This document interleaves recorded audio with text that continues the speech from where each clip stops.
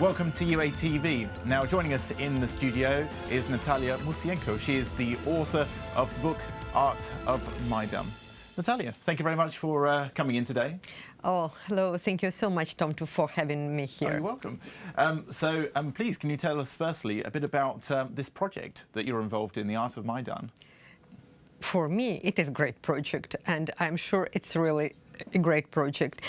This project, Art of Maidan, composed of two parts. The book, Art of Maidan, that exists now in Ukrainian version, and I think you have English version, yes. Tom, yes? Yeah. Great. And a traveling exhibition. A traveling exhibition of 17 Ukrainian artists, and this exhibition have been already visited 14 locations, and I'm so happy. Yesterday it started in New York City. So, it's a big venue. Absolutely.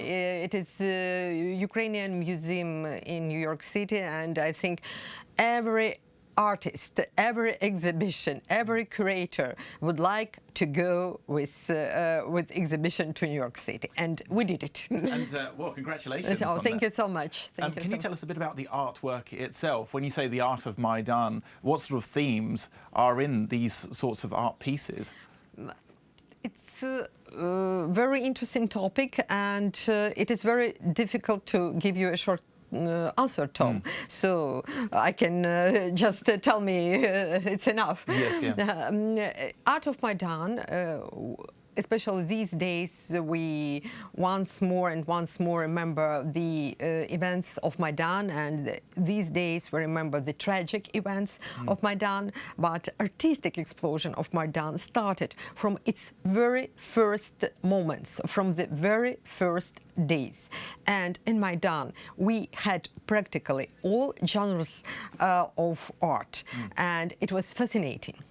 Yeah. Everything. I remember 3 years ago when you would go down to Independence Square and you would see all this artwork that was filling the streets almost. Much of it has disappeared now, of course. But unfortunately. It was there at the time, and it's great that it's being preserved as well. And do you remember that there were absolutely everything? We had posters, of course, creative posters. We had a lot of artists came to Maidan, but they came, I would like to underline, the artists came of Maidan first of all as citizens, but artists could not stop to create, to produce artistic things. And so very quickly they started to feel and to help to fill Maidan with their artistic presentations. Of course, do you remember Yolka?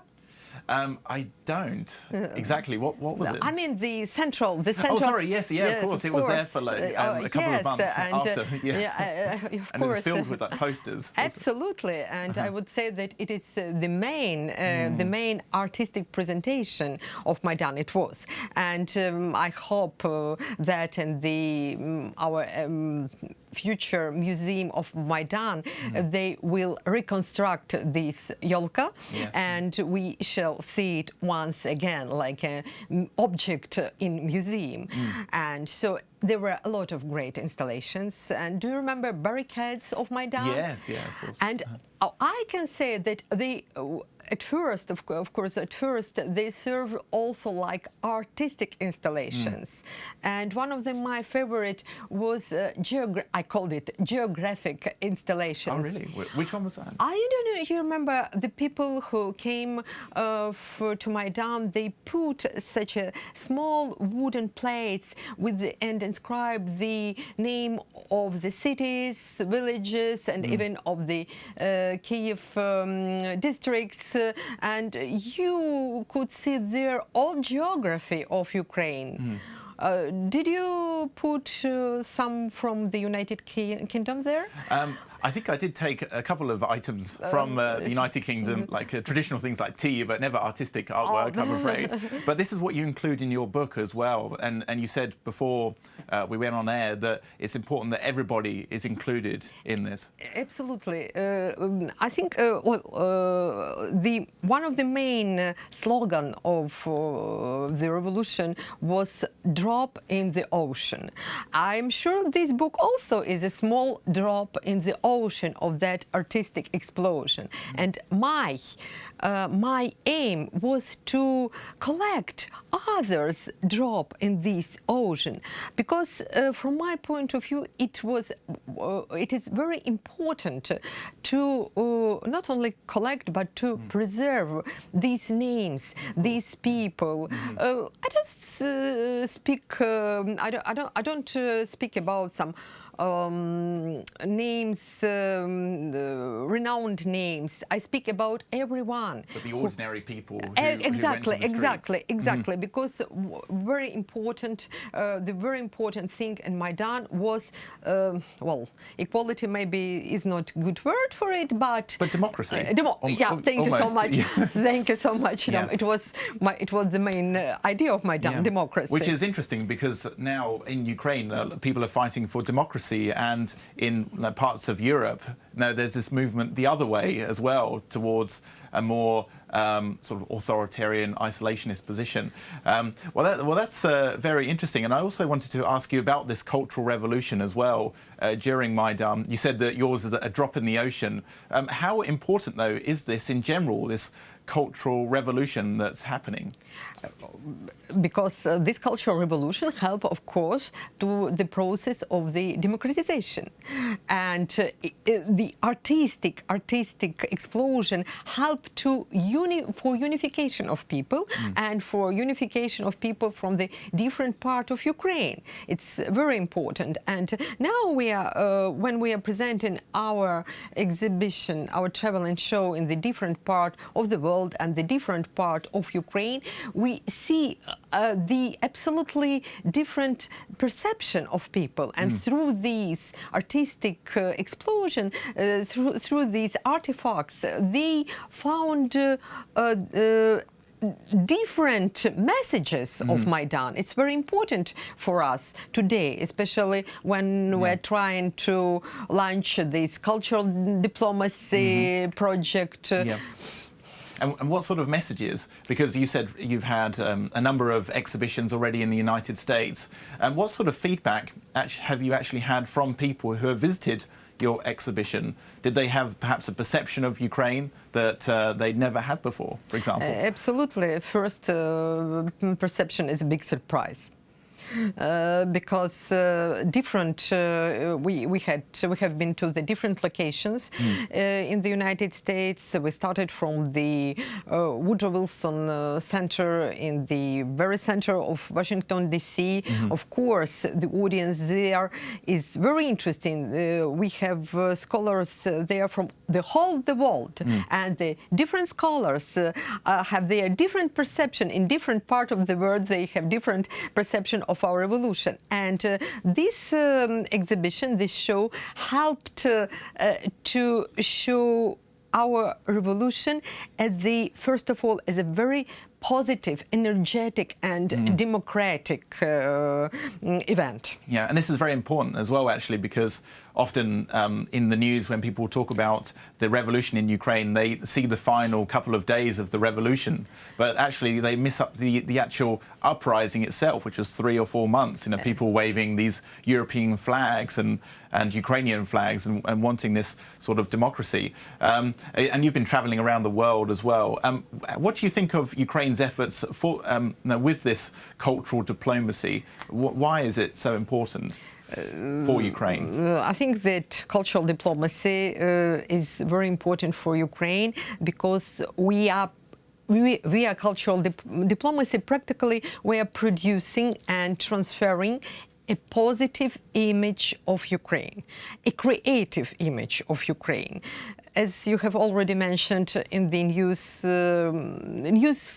often take only show only the images. Aspects. Absolutely, not only for Ukraine, but when you start to look the news in the morning, you have only 90% of negative news. So, and with art, with artistic presentation, we can first show that we are creative, that we have a sense of humor. By the way, absolutely, and Maidan was a lot of artistic presentation in Maidan were full of humor, and it's very important.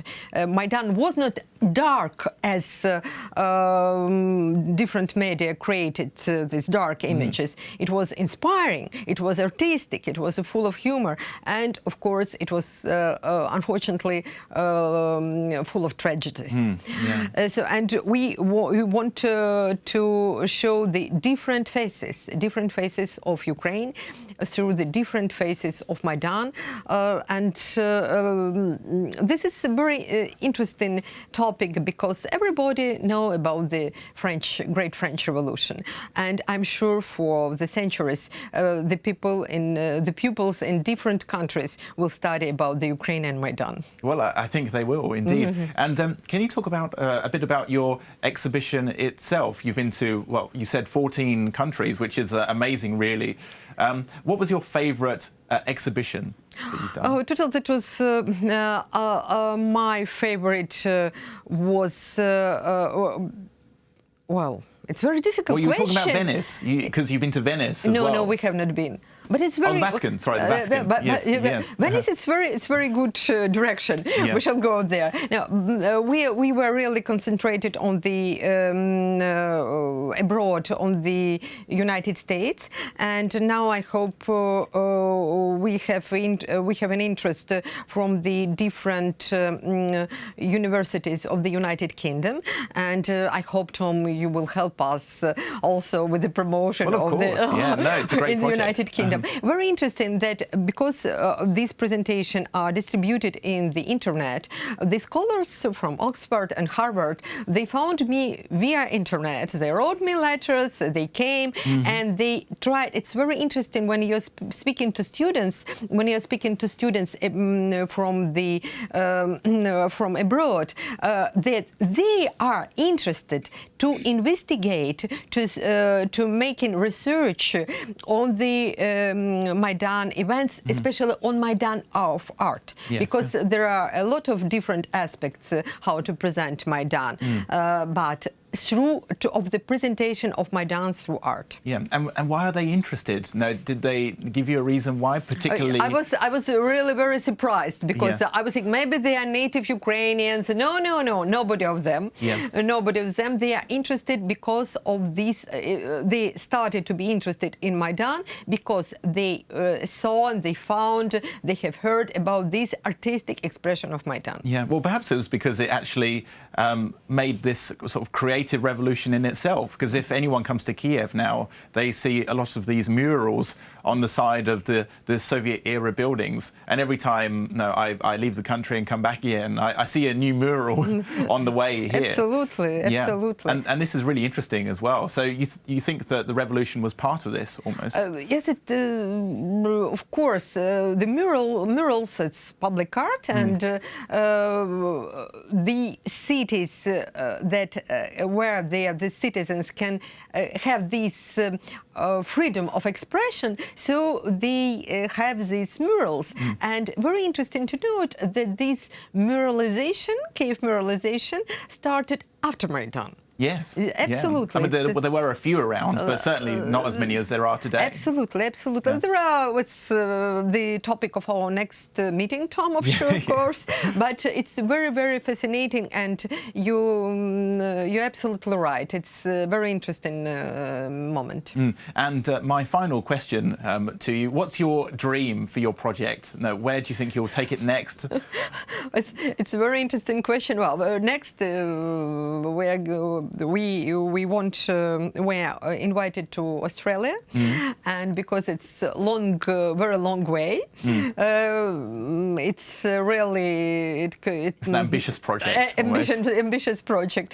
But some of the colleagues told me that it's not international project, but it would be for sure interplanetary project. Yeah. We are joking, of course, but Tom, to tell the truth, 2 years ago when we presented our second exhibition at the Wilson Center in Washington, D.C., I would never expect to stay here in this studio and to speak about 14 locations and about 2 books. So the project, to tell the truth, this project is included a lot of people and this project has become true only due to the work of the great team, multidisciplinary team, multinational team of the people who are involved and who are really want to show the different faces of Ukraine. Positive, creative, energetic, and to go forward.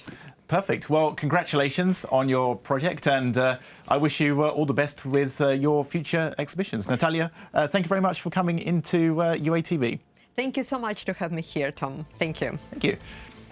That was Nataliya Moussienko. She is the author of the project Art of Maidan. You're watching UATV.